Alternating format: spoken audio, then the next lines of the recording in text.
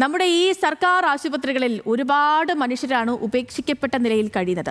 Thiruvananthapuram medical college ആശുപത്രിയിൽ മാത്രം ഏറ്റെടുക്കാൻ ആരുമില്ലാതെ കിടക്കുന്നത് 59 പേരാണ്.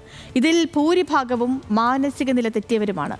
ഉറ്റവർ കൊണ്ടുപോകാത്തതിനാൽ ആശുപത്രിയെ അഭയമാക്കിയവരും ഇക്കൂട്ടത്തിലുണ്ട്.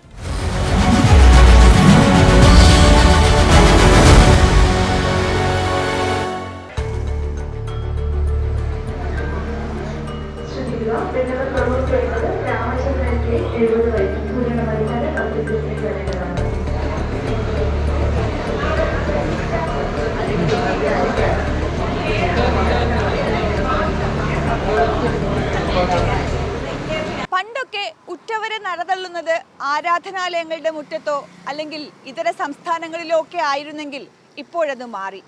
ആശുപത്രികളിലായി ആ ഇടം. 78കാരി കടക്കാവൂർ സ്വദേശിയാണ്. സഹോദരങ്ങളൊക്കെ ഉണ്ടായിരുന്നു. ഇപ്പോൾ ചോദിച്ചാൽ ഇങ്ങനെ പറയും. ആരെയും കാണാറില്ലേ ഇപ്പോ?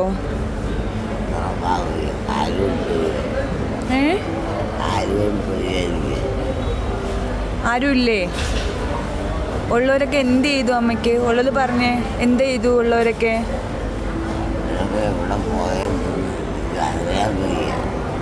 ആ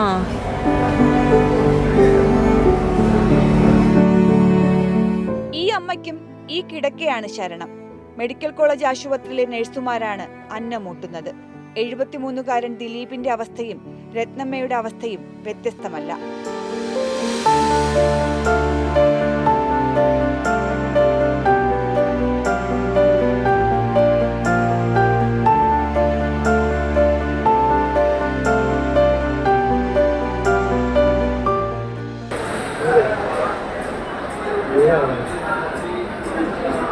ദിവസങ്ങളായി തീവ്രപരിചരണ വിഭാഗത്തിലായിരുന്നു സുമേഷ്.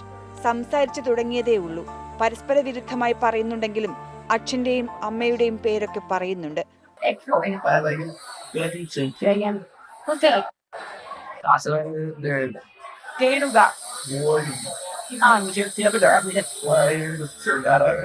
ഇവരെ പോലെ ഒന്ന് എഴുന്നേൽക്കാനാകാത്ത, ഒന്നും ഓർമ്മയില്ലാത്ത, എന്നാൽ ഓർമ്മയുണ്ടായിട്ടും ഒന്നും പറയാത്ത 59 പേരാണ് തിരുവനന്തപുരം മെഡിക്കൽ കോളേജ് ആശുപത്രിയിൽ ആരോരുമില്ലാതെ കഴിയുന്നത്. പലർക്കും രോഗം ഭേദമായെങ്കിലും എങ്ങോട്ടേക്ക് അയക്കണമെന്ന് ആശുപത്രി അധികൃതർക്ക് അറിയില്ല. ആര് കൊണ്ടുവന്നു എന്ന് പോലും അറിയാത്തവരുമുണ്ട്.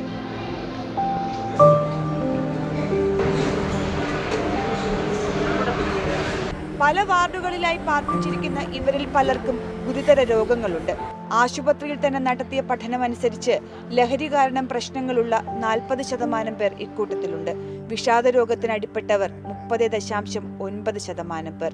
പുകയില കൊണ്ട് പ്രശ്നങ്ങൾ ഉണ്ടായവർ 8% പേർ. ചിലർ ആയ കാലത്ത് വീട്ടുകാർക്ക് ഉപകരിച്ചിട്ടുമില്ല. കുടുംബ പ്രശ്നങ്ങളും ഇവരിൽ ചിലരെയെങ്കിലും ഉപേക്ഷിക്കാൻ കാരണമായിട്ടുണ്ട്.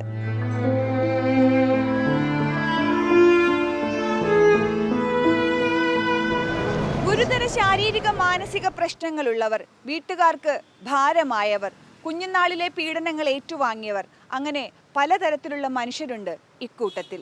ഇനി ഇവരെ ആരെങ്കിലും ഏറ്റെടുക്കുമോ എന്നാണ് അറിയേണ്ടത്.